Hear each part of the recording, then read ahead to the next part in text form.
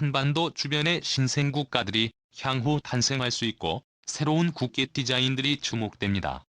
이것은 한국과도 아주 연관성이 깊다고 하는데요. 홍콩 전략팀이 지난 2012년 한국을 방문한 조 바이든 대통령은 아시아 태평양이 한반도를 중심으로 지정학적 정세가 뒤바뀔 것이라는 식의 언급을 해 눈길을 끌고 있습니다. 그런데 정말 최근에 지정학적 정세가 요동하고 있습니다. 이로 인해서 동북아시아, 그중에서도 한반도와 바로 인접한 세계 지역을 중심으로 새로운 신생 독립국가가 탄생할 수 있다는 가운데 새로운 국기의 디자인이 거론될 뿐 아니라 한국과 연관성이 있는 국기 디자인까지 등장해 눈길을 끌고 있습니다. 그러면 한번 살펴볼까요? 첫 번째, 조선족 자치구. 조선족 자치주의 깃발은 놀랍게도 해당 지역에서 활동했던 독립군의 진군기가 재현됩니다. 현재 조선족들이 가장 많이 거주하는 지역은 중국 길림 지역이 가장 많고 그 다음은 한국 흑룡강성, 요령성, 산둥성 순인데요. 현재 조선족 젊은 층들 사이에서는 정체성의 혼란이 어느 정도 있는 상황입니다. 중국 당국의 중앙 집권적 권위주의 체제로 인한 거부감이 확산되고 있는 것으로 분석됩니다. 특히 조선족 젊은 층들은 어린 시절부터 한족과 조선족 스스로 구분짓고 살아왔으나 국적이 중국 국적인지라 자신이 중국인인지 아니면 한국인인지의 정체성 혼란이 어느 정도 있는 상황입니다. 중국에서 본격적으로 조선족들에 대한 한국어 교육 금지 등의 이슈가 대두되기 시작하면서 조선족과 중국 한족 간의 갈등이 어느 정도 감지되고 있습니다.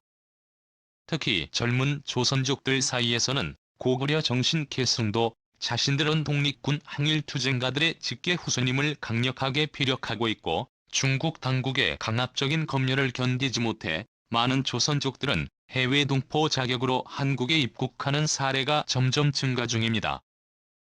때문에 더더욱 젊은 계층 사이에서는 정체성이 혼돈이 오고 있는 상황 가운데 해외 주요 매체, 특히 영국 이코노미스트지에서는 조선족 자치주를 제3의 코리아라고 언급하며 중국 당국과 조선족 자치구 간의 문제를 집중 보도하였습니다. 해외에서는 현재 중국 내 소수민족들 저마다 독립을 요구하고 있는 상황으로 조선족 자치주와 조선족 밀집지구에서 분리 독립 요구가 일어날 수 있다는 분석을 내놓습니다. 조선족 자치주에는 이렇다 할 만한 심볼티가 없지만 유력하게 제한되는 깃발은 바로 과거 독립군기가 있습니다. 조선족 중 다수가 항일투쟁 독립군의 후손이라는 자부심이 있어 태극기가 그려진 독립군 진군기는 훌륭한 조선족 자치주의 독립 깃발이 될 수 있다는 분석이 나옵니다. 두 번째 이유는 한국 류큐 왕국의 국기는 한국의 주요 심볼 무늬 중 하나인 삼태극입니다. 이 나라에서 삼태극을 쓰게 되면 한국의 태극기와 자매결연을 맺게 됩니다.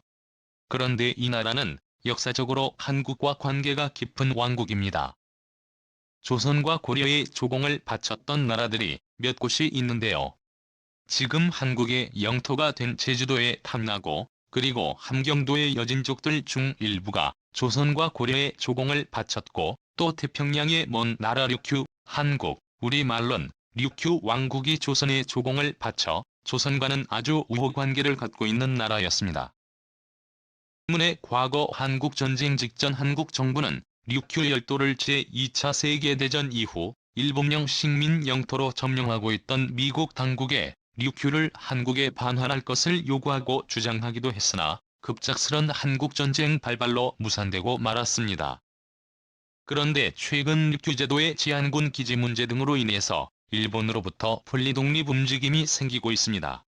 심지어 과거 일본의 침략으로 왕족에서 후작, 백작 등으로 강등되면서까지 그 시조들이 명맥을 이어가고 있고 현재도 왕위 서열을 엄히 따져 계승을 이어가고 있는 상황 가운데 왕정 복구를 통한 독립을 해야 한다는 목소리가 나오고 있습니다. 류큐 독립론자들은 2016년 이후로부터 일본 공안국에 의해 중국 정부의 개입 의혹이 있다고 언급한 이후로 미국의 독립론자들 사이에서는 중국이 아닌 한국 등 제3국과의 공조체제를 만들기 위한 노력을 하고 있고 또 대표적인 지역 내의 유력 분리독립론자는 한국군과의 연대를 통해 류큐이의 독립을 쟁취하자는 식의 발언을 해 이목을 집중시키고 있습니다. 하지만 한국에서는 한일 간의 외교 관계 악화를 방지하기 위해 어떠한 입장 표명이 없는 상황입니다.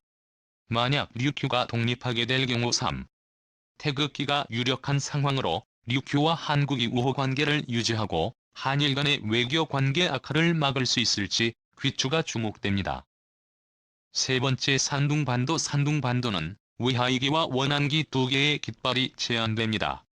최근 산둥반도에는 숨겨 좁았던 민족적 정체성이 다시금 드러나고 있습니다.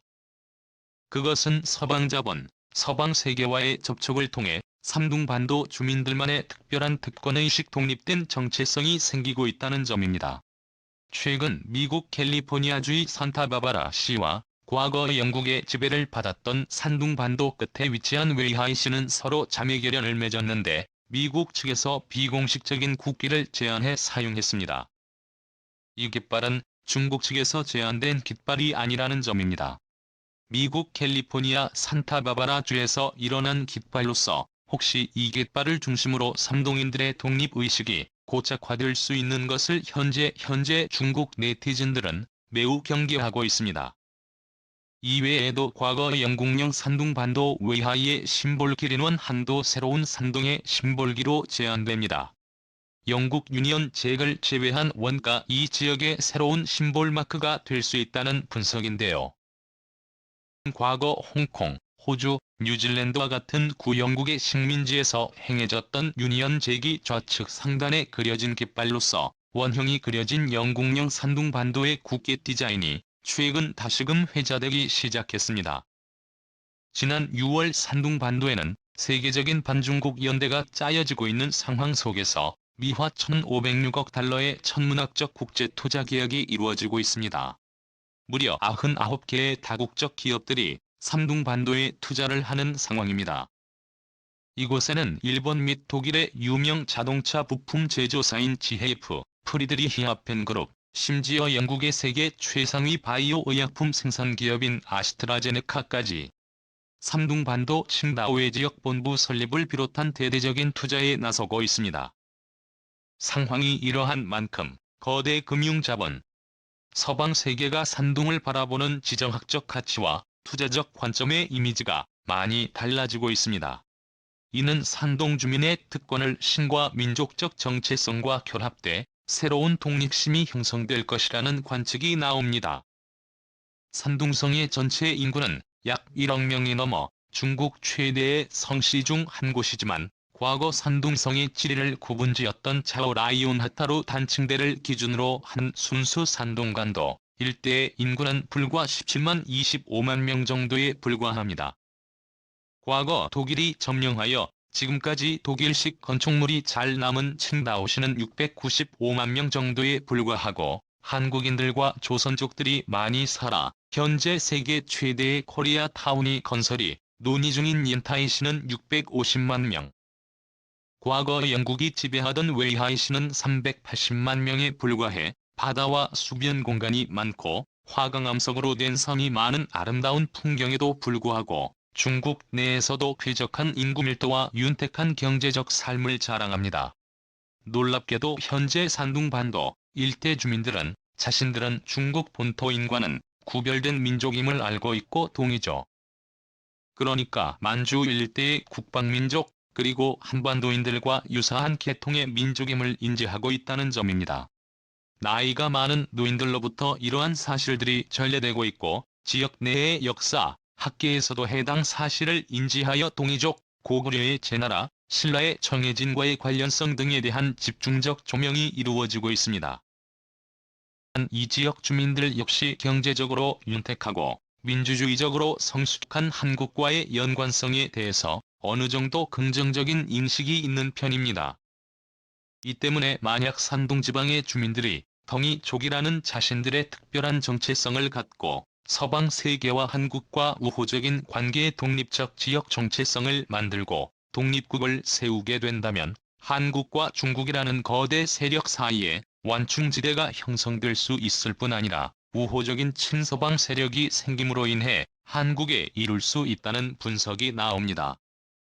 네 번째, 통일궁궐. 통일몽골의 국기는 과거 20세기 초에 사용됐던 몽골의 상징 소윤부 무늬가 강조된 국기가 사용될 수 있습니다.